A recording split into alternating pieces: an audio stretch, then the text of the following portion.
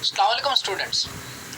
Post August 5, 2019, the constitutional and legal status of Jammu and Kashmir, Indian occupied Jammu and Kashmir, ये वो aspect है जिसके ऊपर हम लास्ट वीडियो में बात कर रहे थे, लेकिन हम इसको कंप्लीट नहीं कर पाए थे। आज वीडियो में हम उसी एस्पेक्ट को कंप्लीट करेंगे और आपसे कुछ क्वेश्चन जो है वो डिस्कस करेंगे।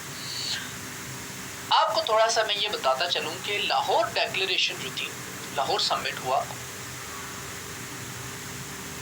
तो लाहौर समिट की जो डिक्लेरेशन थी उससे कुछ प्रिंसिपल्स पाकिस्तान और इंडिया के दरमियान ऐसे प्रिंसिपल्स थे जो कि दोनों कंट्रीज के दरमियान तमाम जो इश्यूज थे, आउटस्टैंडिंग इश्यूज इंक्लूडिंग कश्मीर, उनको पीसफुली रिजॉल्व करने की बात की गई थी, उनको वाया नेगोशिएशंस रिजॉल्व करने की बात की गई थी, उनको टेबल टॉप के थ्रू रिजॉल्व करने की बात की गई थी। लेकिन अगस्त 5 का decision is in complete contravention to the Lahore declaration. आपने अपने आंसर में इस एस्पेक्ट को भी जरूर शामिल करना है। हम देखते हैं कि जेनोसाइड से मुतल्लिक ह्यूमन राइट्स का क्या एस्पेक्ट है कश्मीर में। मैं आपसे बात कर चुका हूँ, कर्फ्यूज वहाँ पे हैं, कम्युनिकेशन ब्लॉकेड कश्मीर में इन प्लेस है, लोगों को ट्रैवल कम्यूटेशन की एक्सेस नहीं दी जा रही, लोग इजीली फ्रीली ट्रैवल नहीं कर सकते, लोगों को विदाउट एनी रीज़न जो है वो अनलॉफुल डिटेंशन में रखा जा रहा है, हज़ारों लोगों को जो है अरेस्ट कर दिया गया है, हज़ारों ख़वातीन के रेप किए गए हैं, 900,000 ट्रूप्स इंडिया ने जो है वो कश्मीर में डिप्लॉय किए हुए हैं। One of the highest militarized regions in the world जो है वो Indian occupied Jammu and Kashmir है। और Indian occupied Jammu and Kashmir के नॉर्थ वेस्टर्न जो रीजन है, जो कश्मीर का रीजन है, वैली का रीजन है, श्रीनगर कपवाड़ा का जो रीजन है, ये दुनिया में सबसे ज़्यादा आर्म फोर्सेस की प्रेजेंस वाला रीजन। इंडिया की तमाम मिलिट्री माइट अगर कंसंट्रिक है किसी पॉइंट पे तो that is Jammu and Kashmir. अब वहाँ पे ह्यूमन राइट्स वायलेशंस भी होती हैं। Human rights violations India constantly कर रहा है। पिछले 2-3 सालों में जो यूएन की तरफ से रिपोर्ट्स आई हैं, human rights for transparency international की जो रिपोर्ट आई है, लास्ट ईयर भी आई थी, इस साल भी आई है, कॉन्स्टेंटली डेलिनिएट कर रहे हैं कि इंडिया कौन कौन सी वायलेशंस कर रहा है। आप उन रिपोर्ट्स को चेक कर सकते हैं, उनमें डिटेल में हर एस्पेक्ट के ऊपर पैलेट गन्स का यूज़ जो है वो आपने कश्मीर आमतौर पे बहस में सुना होगा, आमतौर पे आप न्यूज़ में सुनते हैं, हज़ारों बच्चों को उनकी नज़र छीन लेना। तो ये वो एस्पेक्ट्स हैं जो कि इंडियन आर्मी वहाँ पे कर रही है। आपने एक रेप का वाक़या भी सुना होगा जहाँ पे एक यंग कश्मीरी गर्ल को रेप करके उसको बाद में कत्ल कर दिया गया। इस तरह के जो इश्यूज़ हैं वो Indian occupied Jammu and Kashmir के लोगों को फेस करने पड़ रहे हैं। जेनेवा कन्वेंशन ऐसी सूरत में कश्मीर के ऊपर अप्लाई करता है। जो जेनेवा कन्वेंशन है वो ह्यूमैनिटेरियन लॉ की बात करता है, वो लॉज ऑफ वॉर की बात करता है, ह्यूमन राइट्स की बात करता है। तो जेनेवा कन्वेंशन जो है वो कश्मीर के ऊपर अप्लाई हो रहे हैं इस सिचुएशन को देखते हुए।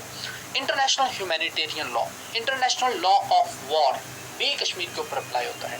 एडिशनल प्रोटोकॉल्स 1 भी कश्मीर के ऊपर अप्लाई होते हैं, एडिशनल प्रोटोकॉल्स 2 भी कश्मीर के ऊपर अप्लाई होते हैं, बिकॉज ये एक इंटरनेशनल आर्म्ड कॉन्फ्लिक्ट भी है पाकिस्तान और इंडिया के कॉन्टेक्स्ट में, और ये एक इंटरनल या नॉन इंटरनेशनल कॉन्फ्लिक्ट भी है।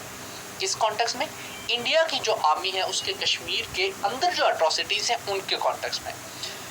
म्यांमार में रोहिंग्यास के खिलाफ जब म्यांमार की आर्मी तातमादा इस तरह के एक्शंस करती है तो सारी दुनिया कंडेम करती है, लेकिन कश्मीर में जब यही ह्यूमन राइट्स वायलेशंस होती हैं तो सारी दुनिया खामोश रहती है। ये एस्पेक्ट आपने ध्यान में रखना है। ह्यूमन राइट्स वायलेशंस कॉन्स्टेंटली हो रही है। आर्टिकल 49 जेनेवा कन्वेंशन का हम देखते हैं, ये कहता है that occupying power shall not deport और transfer parts of its civilian population into the territory it occupies. अब आर्टिकल 49 कश्मीर के साथ कैसे रेलिवेंट है? आर्टिकल 370 और 35A आपने रिमूव कर दिए, आपने हटा दिए।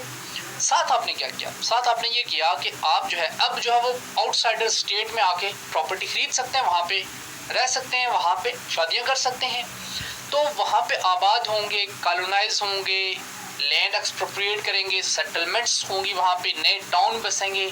तो वहाँ की जो लोकल पॉपुलेशन है उस पॉपुलेशन की इक्वेशन जिसको आप डेमोग्राफी कहते हैं वो चेंज होगी। जब डेमोग्राफी चेंज होगी, for instance in near future कभी प्लेबिसाइड होता है, तो प्लेबिसाइड की सूरत में कश्मीरी 8 मिलियन है और इंडियंस कितने मिलियन हैं?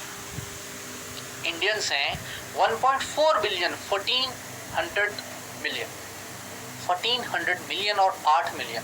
1400 मिलियन में से आप 10 मिलियन को भी अगर कश्मीर में आबाद कर देते हैं तो प्लेबिसाइट हमेशा के लिए दफन हो जाती है। प्लेबिसाइट के रिजल्ट्स क्या होंगे? रिजल्ट्स यही होंगे मैक्सिमम जो है वो इंडिया के साथ है। तो कश्मीर का केस ही मर जाता है, उसके डिस्प्यूटेड हैसियत को नलिफाई करने के बराबर है। तो आर्टिकल 49 के डायरेक्ट कंट्रावेंशन में आपको ये आर्टिकल नजर आ रहे हैं।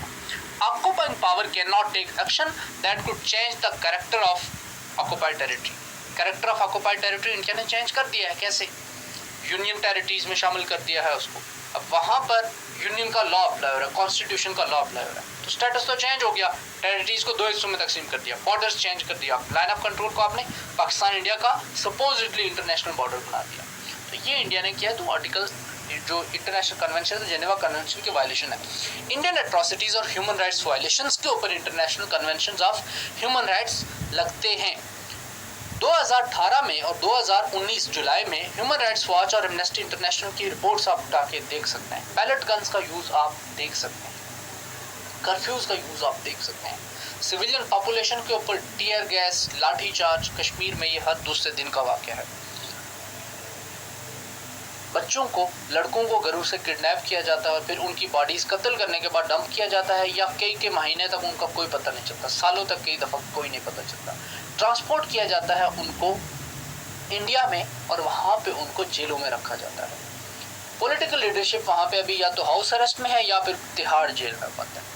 तो ये वो सिचुएशन है। बाहर के जो जर्नलिस्ट हैं उनको इंडिया कश्मीर में दाखिल नहीं होने दे रहा।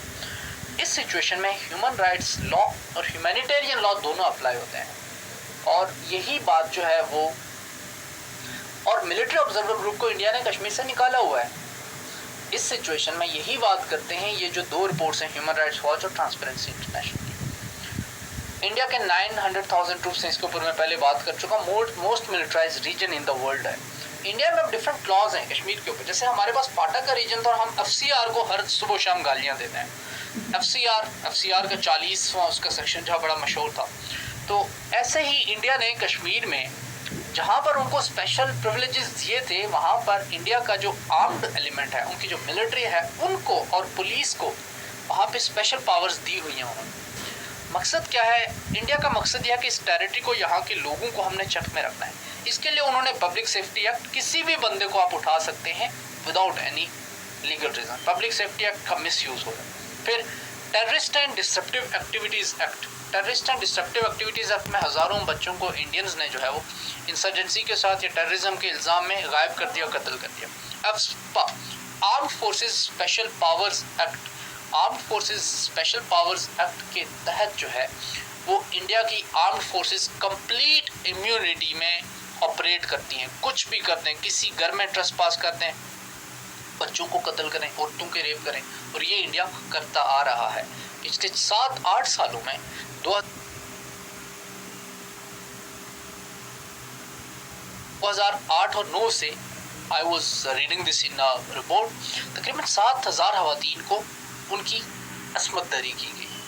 हरासमेंट के एलिगेशंस हैं, रेप के एलिगेशंस हैं। तो ये कश्मीर में हर दूसरे दिन का वाक़या है। कश्मीरी ये फेस कर रहे हैं और हम इसके फोरफ्रंट पे हैं क्योंकि हम कश्मीर को अपना पार्ट समझते हैं। फॉलोइंग कन्वेंशंस जो है वो कश्मीर के ऊपर अप्लाई होते हैं। इंटरनेशनल कन्वेंशन है, international convention on civil and political rights apply होता है, international convention on economic, social and cultural rights apply होता है, यूनाइटेड नेशंस की declaration, universal declaration of human rights apply होती है, international convention on elimination of all forms of racial discrimination apply होता है, convention on rights of children apply होता है। बच्चों को पैलेट गन से उनकी नज़रें छीनी जा रही हैं। पैलेट गन्स के छर्रे जब आप मारते हैं तो बच्चों की बीनाई ज़ायल हो जाती है। तो convention on rights of children और कन्वेंशन ऑन टॉर्चर जो है वो अप्लाई होता है। Elimination of all forms of discrimination against women, women को मैसिवली रेप के तौर पे वार का विक्टिम बनाया हुआ है। किसी कौम की, अगर आपने किसी कौम को तबाह करना है तो उसके ऑनर को और उसकी डिग्निटी को तबाह करो, उसकी ऑनर और डिग्निटी को हिट करो, और यही काम इंडियन आर्मी कर रही है। और किसी कौम की ऑनर और डिग्निटी जो है वो उसकी खवातीन में लाई करती है, या at least it is argued that कि उनको, और हमारे कॉन्टेक्स्ट में, इस्लामिक कॉन्टेक्स्ट में खवातीन को एक ऑनर की जो है मिसाल, ऑनर का सिंबल समझा जाता है, और यही बात कश्मीर में भी वैलिड है। Feminist rather would disagree from this point, but हम यहाँ पे एक कॉन्टेक्स्ट रियलिटी की बात करें तो वहाँ पे अब ये मासिव रेप करना मैस लेवल के ऊपर, जो रेप का यूज़ है, ये विमेन के खिलाफ डिस्क्रिमिनेशन तो है, लेकिन ये तो इनह्यूमैन एक्ट है जिसको शायद किसी भी मुल्क का कोई भी कानून और कोई भी एक सेन इंसान, एक वाइज जजमेंट वाला इंसान इसको सपोर्ट नहीं कर सकता। जेनोसाइड कन्वेंशन की मैं बात कर चुका, अगर इंडिया जेनोसाइड करता है तो पाकिस्तान के पास क्या ऑप्शन रहते हैं? पाकिस्तान जो है वो ICJ के पास जा सकता है, ये एक ऑप्शन है, लेकिन आर्टिकल 36 के अंडर जो है वो ICJ की जुरिस्डिक्शन लगती है केसेस के ऊपर। तो पाकिस्तान और इंडिया के दरमियान कन्वेंशनल सेंस में आर्टिकल 36 नहीं अप्लाई होता, इसलिए क्योंकि एक कंटेंशियस नेचर ऑफ केस है दोनों कश्मीर इशू की, और इसके ऊपर जो है वो एक कॉमनवेल्थ ने रिजर्वेशन लगाई हुई है ऑन ICJ डिक्लेरेशन ऑफ सितंबर 15, 1974 कि जो कंट्रीज ICJ कॉमनवेल्थ के मेंबर्स हैं उनके दरमियान अगर वो कंटेंशियस इशू है तो जो कॉमनवेल्थ की जो है वो डिक्लेरेशन थी, कॉमनवेल्थ की रिजर्वेशन थी, वो ये थी कि ऐसी सूरत में हमारे कंट्रीज़ के दरमियान ICJ की कोई जुरिस्डिक्शन नहीं होगी। तो आर्टिकल 36 को अप्लाई करना भी पाकिस्तान और इंडिया के दरमियान एक मसला है, जिसकी वजह से ये केस ICJ में नहीं जा सकता। लेकिन जब पाकिस्तान ने कुलभूषण यादव की सूरत में, कुलभूषण केस में, जब पाकिस्तान ने जब कुलभूषण केस में ICJ की जुरिस्डिक्शन को एक्सेप्ट किया, तो उस वक्त ये लीगल फ्रेटर्निटी में, इंटरनेशनल लॉ में ये बहस चल पड़ी कि इसके बाद जो है वो पाकिस्तान किसी भी केस को ICJ में ले जा सकता है, इफ़ दैट इज़ ट्रू। और उसके ऊपर भी अगेन डिवाइडेड ओपिनियन है, और अगर पाकिस्तान कश्मीर को ICJ में ले जा सके और ICJ की जुरिस्डिक्शन अप्लाई हो, जो कि अगर आप जनरल सेंस में रीड करें ICJ का स्टैट्यूट तो अप्लाई नहीं होगी, क्योंकि उसमें दोनों पार्टीज़ का कंसेंट ज़रूरी है आर्टिकल 59 के तहत। अब आर्टिकल 59 ऑफ ICJ स्टैट्यूट ये कहता है कि पाकिस्तान और इंडिया दोनों को एग्री करना चाहिए कि वो कश्मीर इशू को ICJ में रेफर करें फॉर रेजोल्यूशन, जो कि इंडिया करेगा नहीं, क्योंकि आर्टिकल 59 के तहत जो कंसेंट चाहिए वो तो इंडिया देगा नहीं। एक और जो है वो प्रोविजन है वो है article 96, it can be invoked by UN security council to ICJ। इस ऐसी सूरत में आर्टिकल 96 के तहत UN सिक्योरिटी काउंसिल अपनी रेजोल्यूशंस को इम्प्लीमेंट ना करने की वजह से इंडिया के जो रेजोल्यूशन ना इम्प्लीमेंट करना है, इसके ऊपर जो केस को रेफर कर सकती है ICJ को, और तब जो है वो ICJ इस केस को सुन सकता है। तो ये हमने देखा कि वो चंद इम्पॉर्टेंट एस्पेक्ट्स हैं, कॉन्स्टिट्यूशनल एस्पेक्ट्स हैं, दो ये टोटल नहीं है, बहुत सारी और भी डायमेंशंस हो सकती हैं, लेकिन ये वो एस्पेक्ट्स हैं जो कि आपने जहन में रखने हैं, और आई होप कि इनको सामने रखते हो आप अच्छी तरह से इस क्वेश्चन को अटेम्प्ट कर सकेंगे। अब ये जो 2 असाइनमेंट क्वेश्चंस हैं ये आपने अटेम्प्ट करने हैं और व्हाट्सएप ग्रुप में शेयर करने हैं, और ये आपके CSS के पर्सपेक्टिव से बहुत इंपॉर्टेंट है। पहला जो क्वेश्चन है वो अशरफ जहांगीर काजी साहब के आर्टिकल से मैंने उठाया है, आर्टिकल इनका डॉन में, जिसका मैं पहले रेफरेंस दिया, व्हाटएवर इट टेक्स। इसमें इन्होंने कहा है, has India made a major strategic blunder by annexing Kashmir, और has it just pulled off a major fait accompli? Is there a greater likelihood of India having to reverse its August 5 decision? क्या India reverse करेगा, और is it effectively irreversible, या अब ये reverse नहीं होगा, despite Pakistan's vigorous diplomacy and the unprecedented international criticism of Indian actions? तो ये कॉन्टेक्स्ट आप देख सकते हैं कि पाकिस्तान ने जो है वो डिप्लोमेसी की है, पाकिस्तान ने इशू को इंटरनेशनल लेवल पे हाईलाइट करने की कोशिश की है, इंटरनेशनल कंडमनेशन आई है, इंटरनेशनल मेडिएशन के एफर्ट्स आई हैं। तो इस कॉन्टेक्स्ट में आपने इस क्वेश्चन को ज़रूर अटेम्प्ट करना है। What are the options? Second question, available to Pakistan after India's August 5 decision to annex Kashmir with Indian Union? Can Pakistan go to a war with India over Kashmir? Analyze critically. तो ये एक और question है जो कि आपके लिए CSS 2020 के हिसाब से और बियॉन्ड के हिसाब से इम्पोर्टेंट है। इनको अटेम्प्ट कीजिए, अपने रिस्पॉन्सेस शेयर कीजिए और अपना बहुत सारा ख्याल रखिए। आपसे जल्द मिलते हैं एक और लेक्चर में। अपना ख्याल रखिए। अल्लाह हाफ़िज़।